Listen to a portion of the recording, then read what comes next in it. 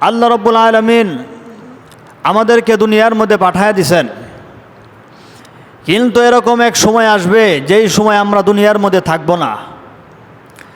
আল্লাহ রাব্বুল আলামিন হযরত আদম আলাইহিস সালাতু ওয়াস সালাম থেকে একেবারে কিয়ামত পর্যন্ত যেই সমস্ত মানুষ আছে,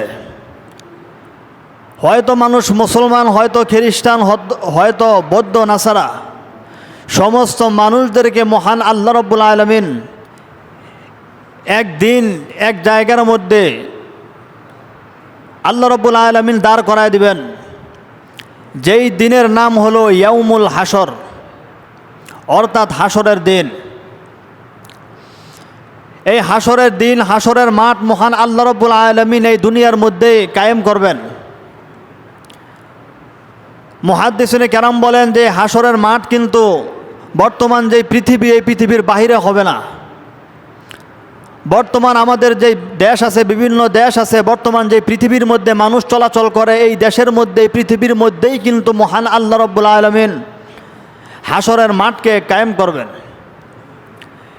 এমনকি মুহাদ্দিসিনে কেরাম বলেন আল্লাহ রাব্বুল আলামিন যেই সিংহাসনের মধ্যে বসবেন, এই সিংহাসন বর্তমান যে মুসলমানেরা হজ করে, উমরা করে বাইতুল্লাহ, এই বাইতুল্লাহর কাছে মহান আল্লাহ রাব্বুল আলামিন উনি উনার সিংহাসন, উনি উনার আরশকে মহান আল্লাহ রাব্বুল আলামিন ওই জায়গার মধ্যে স্থাপন করবেন। আল্লাহ রাব্বুল আলামিনের আরশ, আল্লাহ রাব্বুল আলামিনের যে কুরসি, এই কুরসি বহনকারী কিছু ফেরেশতা আছে, যেই ফেরেশতারা বর্তমানে দেখা যায় আকাশের উপরে আল্লাহ রাব্বুল আলামিনের সিংহাসনকে কাদের মধ্যে বহন করা অবস্থায়।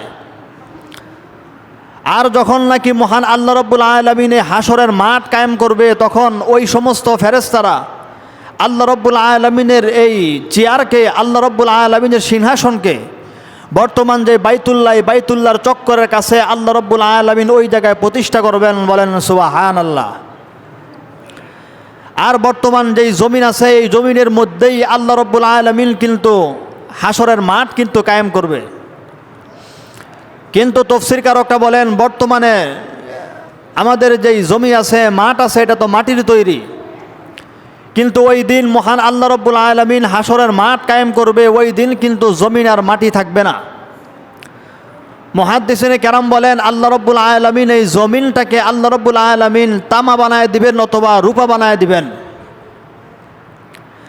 আর বর্তমান দেখা যায় জমিনের মধ্যে বিভিন্ন গর্ত আছে, বিভিন্ন সাগর আছে, বিভিন্ন খাল আছে, বিভিন্ন নদী আছে, কিন্তু ওই দিন মহান আল্লাহ রাব্বুল আলামিন সমস্ত জমিনকে আল্লাহ রাব্বুল আলামিন একেবারে সমতল বানায় দিবেন। তাফসীরকারকরা বলেন যে মানুষের আঙ্গুলের উপরে যেই নখ আছে, এই নখ যেরকম ভাবে একেবারে সমতল, এই নখের মধ্যে কোনো ধরনের গর্ত নাই, কোনো ধরনের গাঁথা নাই, ঠিক আল্লাহ রাব্বুল আলামিন কিয়ামতের ময়দানে হাসরের দিন আল্লাহ রাব্বুল আলামিন জমিনটাকে এরকমভাবে নখের পিঠের মতো বানায় দিবে। জমিনের মধ্যে কোনো গর্ত থাকবে না, জমিনের মধ্যে কোনো দেখা যায় খাল বিল নদী সাগর কিছুই থাকবে না। আল্লাহ রাব্বুল আলামিন সমস্ত জমিনটাকে আল্লাহ রাব্বুল আলামিন সমতল বানায় দিবেন।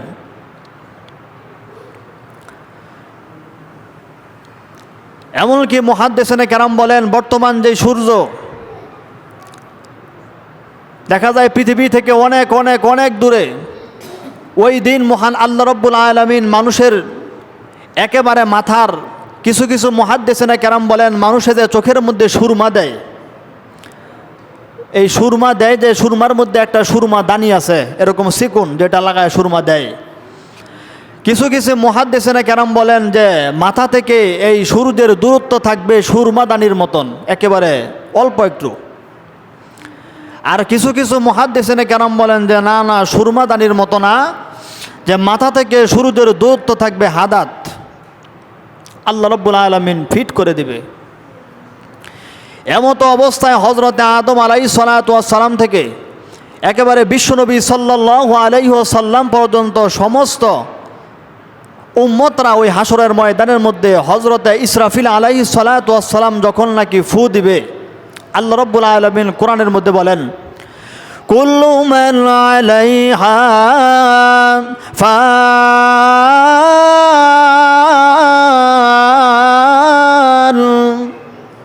যে হজরতে ইসরাফিল যখন নাকি ফু দিবে এই দুনিয়া ধ্বংস হয়ে যাবে। আবার হজরত ইসরাফিল আবার যখন ফু দিবে, ফু দেওয়ার সঙ্গে সঙ্গে সমস্ত জমিন দেখা যায় ফাঁক হয়ে যাবে। আর জমিন থেকে দেখা যায় এই কবর থেকে বিভিন্নভাবে হজরতে আদম আলাইহিসসালাতু ওয়াসসালাম থেকে একেবারে আমাদের নবী পর্যন্ত সমস্ত উম্মতরা যেই সমস্ত মানুষদেরকে কবরের ভিতরে দাফন করা হয়েছিল, সমস্ত মানুষ উলঙ্গ অবস্থায় কিন্তু এই হাসরের ময়দানের মধ্যে হাজির হয়ে যাবে। সমস্ত মানুষ উম্মত, সমস্ত মানুষ একেবারে উলঙ্গ।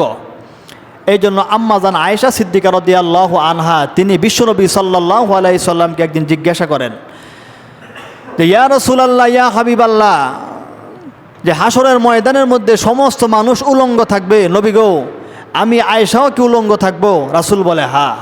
নবী গো আমার বাবা হযরত আবু বকর তিনিও কি উলঙ্গ থাকবে? রাসূল বলে হ্যাঁ। আল্লাহ রাসূল বলেন যে আমাদের যেই সমস্ত উম্মত আছে উম্মতরাও কি উলঙ্গ থাকবে? আল্লাহ রাসূল সাল্লাল্লাহু আলাইহি সাল্লাম বলেন হ্যাঁ, তারাও উলঙ্গ থাকবে।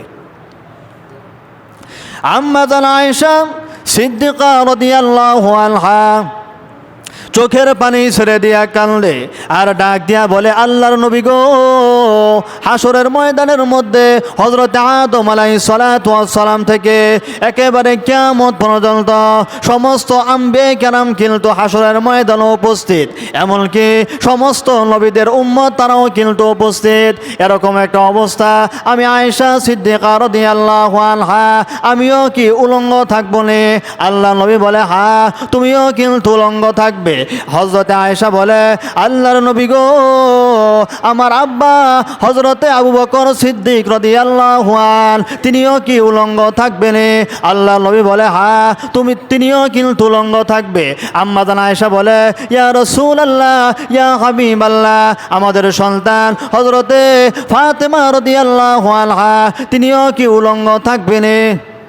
বিশ্বনবী বলে হ্যাঁ ও আয়েশা, শুধু তুমি না, একেবারে পৃথিবীর শুরু লগ্ন থেকে একেবারে কিয়ামত পর্যন্ত যেই সমস্ত মানুষ আছে, যেই সমস্ত সাহাবী আছে, যেই সমস্ত মুসলমান আছে, যেই সমস্ত বৌদ্ধ আছে, যেই সমস্ত খ্রিস্টান আছে, এমনকি আম্বিয়া কেরাম তারাও কিন্তু উলঙ্গ অবস্থায় কিয়ামতের ময়দানে মহান আল্লাহ রব্বুল আলামিন উত্তোলন করবে। তখন হযরত আয়েশা সিদ্দিকা বলে ইয়া রাসূলুল্লাহ, সকলে যদি উলঙ্গ থাকি তাহলে নবী গো আমার কি লজ্জা লাগবে না? ও নবী আপনার কি লজ্জা লাগবে না? আমি না আপনার স্ত্রী?